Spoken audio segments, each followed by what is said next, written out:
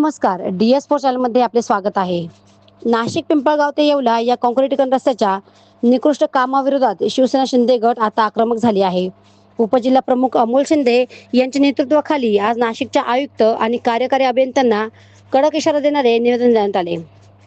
या कामाची तत्काळ वरिष्ठ स्तरावरून पाहणी करून संबंधित ठेकेदाराला कायदे टाकावे आणि भ्रष्टाचाराला पाळवा देणाऱ्या अभियंत्यांचे निलंबन करावे अशी मागणी करण्यात आली आहे. 7 दिवसात कारवाई न झाल्यास तीव्र आंदोलनाचा इशाराही यावेळी देण्यात आला. अभियंत्यांचे निलंबन करा. पिंपळगाव येवला रस्ता प्रकरणी शिवसेनेचे आयुक्तांना निवेदन. 7 दिवसांचा अल्टिमेट. नाशिक पिंपळगाव येवला रस्ता कामात मोठ्या प्रमाणावर अनियमितता झाल्याचा आरोप करत शिवसेनेने आज प्रशासनाचे दरवाजे ठोठावले.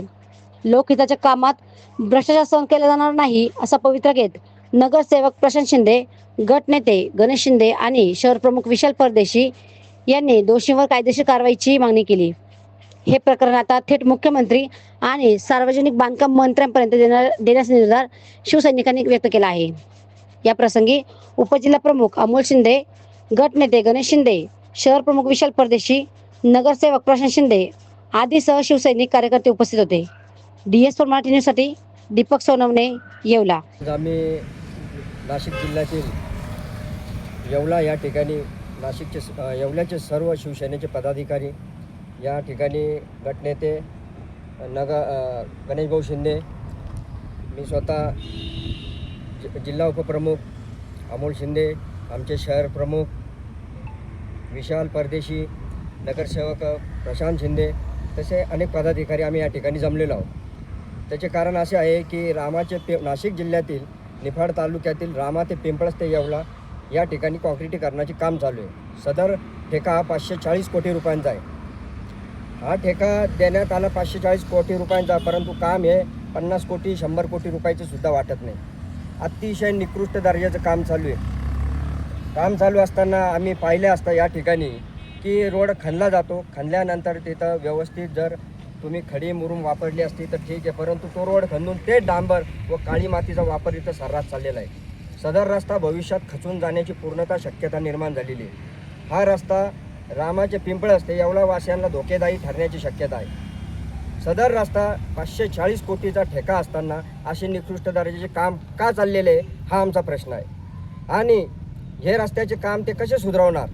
सदर ठेकेदारांना त्वरित ब्लॅकलिस्टमध्ये टाकावे व कार्यकारी अभियंत्यांनी यात सदर भेट देऊन रोडची पाहणी करावी आणि त्यात त्यांनी तत्काळ लक्ष द्यावे. नाही तर आम्ही शिवसेनेतर्फे हा रस्ता कामकाज बंद करू आणि याची तक्रार माननीय उपमुख्यमंत्री साहेब, आमच्या पक्षाचे सर्व सेवा एकनाथजी शिंदे साहेबांकडे याची आम्ही तक्रार नोंदवणार, PWD मंत्री साहेबांकडे याची तक्रार नोंदवणार आणि आम्ही या रस्त्याचे काम तोपर्यंत होऊ देणार नाही जोपर्यंत हे काम उत्कृष्ट रीतीने होणार नाही.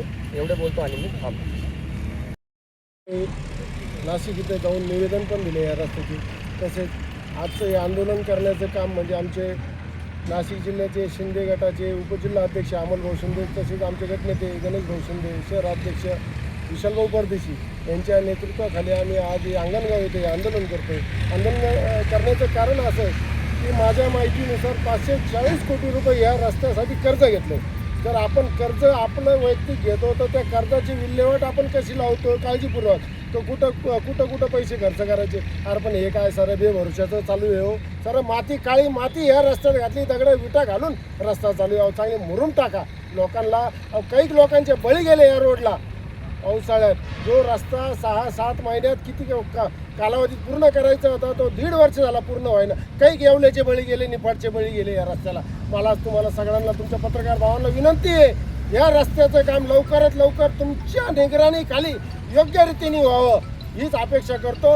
आणि माझं शिवसेना शहर येवलातर्फे आम्ही सर्व शिवसेनेचे गटनेते, नगरसेवक, उपजिल्हाध्यक्ष व शहरातले सर्व शिवसैनिक आम्ही आज रामाचे पिंपळस ते येवला निफाड येवला जे काम चालू आहे 540 कोटीचं जे काम चालू आहे एकदम निष्कळ दर्जाचं आणि एकदम सर्व एकदम म्हणजे जे 2-3 किलोमीटर जे मटेरियल उचलत्या आणि ते मागे जाऊन टाकत्या डंपरनी हे कॉन्ट्रॅक्टर.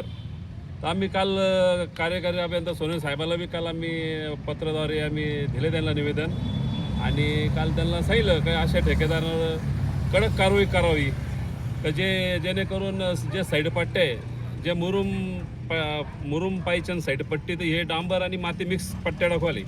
बरं ते करून आणि जे मटेरियल बोगस वापरू आले, जे वेस्टेज मटेरियल बाजूला टाकायचं ते हे 2 किलोमीटर मागे जाऊन जे मटेरियल रस्त्यात हे करू आले. तर शासनाचं हे ठेकेदार लोक एकदम फ्रॉड करू आले. अशा ठेकेदारांना ब्लॅकलिस्टमध्ये टाकवा, आमची सर्वांची इच्छा आहे शिवसैनिकांची. आणि आम्ही शिंदे साहेबांकडं आणि PWD मंत्री साहेबांकडे आम्ही जाणार आहे, याचा निषेध आम्ही नोंदवणार आहे.